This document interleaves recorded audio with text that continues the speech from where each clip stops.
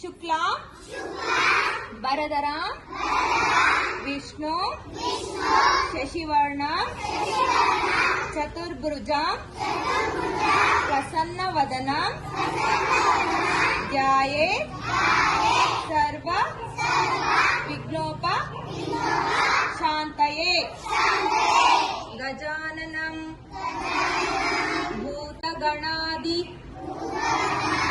सेवितं कपित जम्बोपल चारभक्तिशं